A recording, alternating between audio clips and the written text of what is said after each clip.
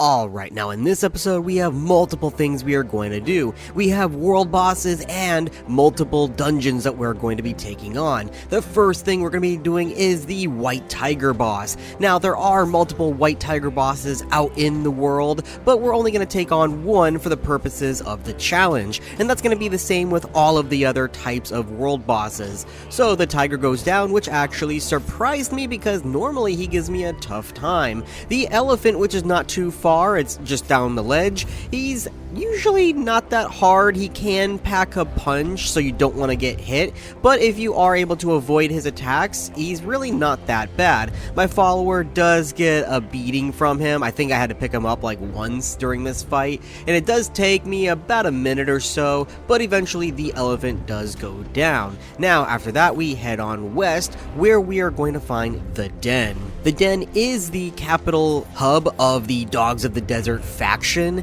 and there's really not much there to do. I mean, there's a couple of vendors. One can sell you a camel pet. I think now there's camel mounts. I'm actually not too sure about that, but definitely you can get a pet there. The rock nose pets, which I used to buy the rock nose pets, try to turn them into the gold vein or silver vein rock noses, and then you just feed them rocks or ore or whatever, and they give you gold and silver nuggets. It's basically free gold and silver so you can make the alchemic base. Anyway, there are a few things here at the Den that I am going to do in order to, consider it completed. One of which is to kill this tier 4 right here, and then down in the center of the little, I guess, arena or platform, there is a were hyena. Now, he's kind of like a mini boss. He's not really that hard. You could take him out in just kind of like a couple swings. Of course, he's kind of like a mid-game mini boss, so that's why I overpower him completely. He does drop a legendary, but I don't really need it. Now then, not too far from there is the entrance to the Midnight Grove dungeon,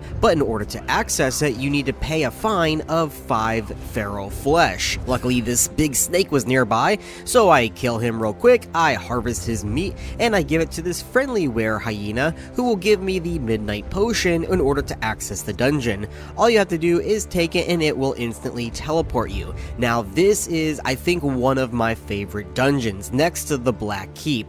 I just really like, nature and the savageness of like the beasts of the wild, and I really took a liking to the god of this dungeon, Jebel Sag. This is actually how I started my character's kind of story. So the story of my OC character Ursius is originally I had made him to be the son of a roleplay character from World of Warcraft who was kind of like a Tanari desert thief kind of archetype.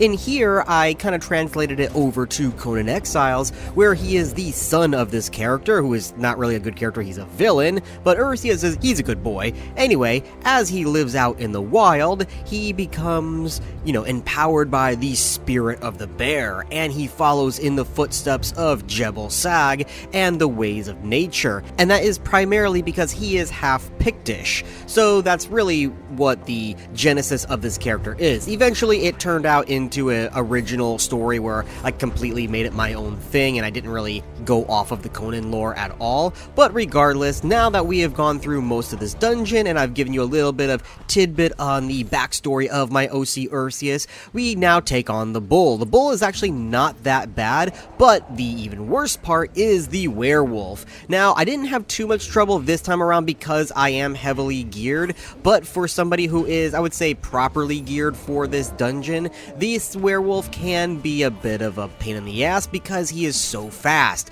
He jumps around, he can basically stun lock you into oblivion and take you out, which is why I put a bedroll right before I faced him, but with the help of my follower, who's kind of like a tanky build, we do take out the werewolf. And this is where Jebel Sag comes out and pretty much says, yeah, I like you, now remember the ways of the wild. And I did take a little bit of the Flesh of Remembrance and I ate it just for, the sake of it, even though I cannot craft anything from it, but it's fine. Now then, we go through the portal, which takes us back to the city, which is great because that's right next to my house. That's a lot less walking than I normally have to do. I offload a lot of the decorative items that I picked up along the way, helps unload and also decorates my house without having to actually build or craft anything. I know it's not a house, it's more like a camp, but, regardless. Now then, it is time to take on the second dungeon of this episode, and that is going to be the wine cellar, which is right in the city. Again, not a lot of walking. Great!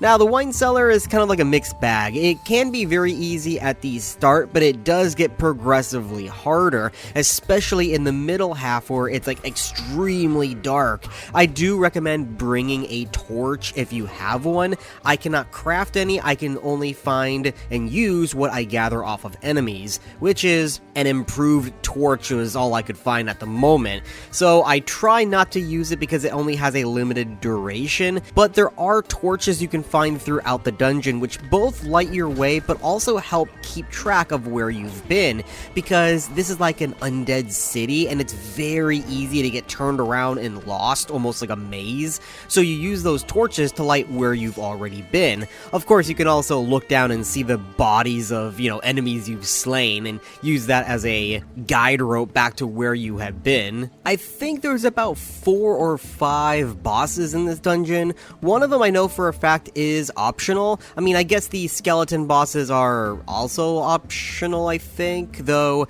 you do have to face them on the way through to the final arena. The side boss, which I know is definitely an optional boss, is the undead turtle. I do fight it at some point when I do come across it. You'll see it here in a minute in the footage. I do fight my way through the enemies, which is great that they drop some really neat stuff because I end up using up a lot of bandages, food, and potions during this, and they drop pretty much essentially what I've been using. So I use everything that they drop in order to replenish my stash. Now there's the undead turtle there. He actually hit a lot harder than I remember, so I do have to pull away and use an aloe extract and run until my health regenerates. Then my follower pretty much helps me tank it while I do the rest. Eventually the turtle goes down, and as we progress further, we come across one of the other mini bosses, which is the, skeleton guys that have two-handed weapons. One of them has a hammer, one of them has a sword, and one of them has an axe. They are all actually pretty tough, even though they're only mini bosses, so you do have to watch out for them. They actually take out my follower a couple of times, and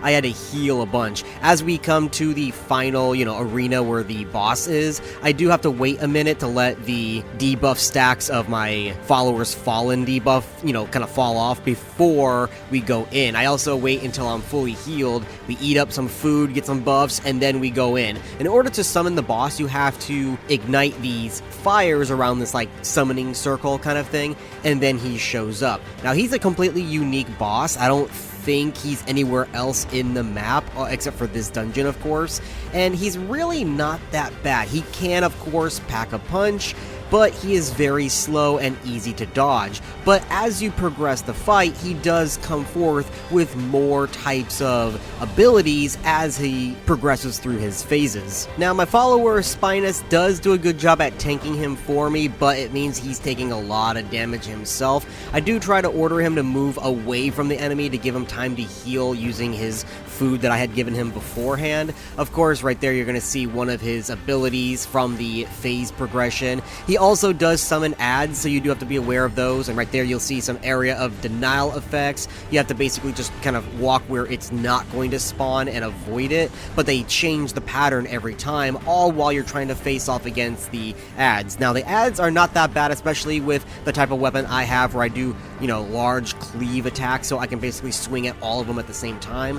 Of course, because of that, it didn't give my follower enough time to heal, so he is going to go down there, and then I have to go in and pick him back up. This is going to be a theme throughout the fight. Now, it does take quite a while. I'd say probably like 5 minutes or so in order to get the boss low enough, and as you see, there's 2 stacks on the fallen debuff for my follower, so he fell a couple more times, but I managed to bring him back up, and he didn't die a 3rd time, which is great. I loot some Kari steel, which I can't use, but that's going to be the end of this episode for now. We did a lot. We did 2 world bosses, we did 2 dungeons, some mini bosses, I decorated my tent a little bit more, and on the next episode, we're going to be continuing on going through all of the different dungeons that are left in the Exiled lands. And until then, I will see you in the next one.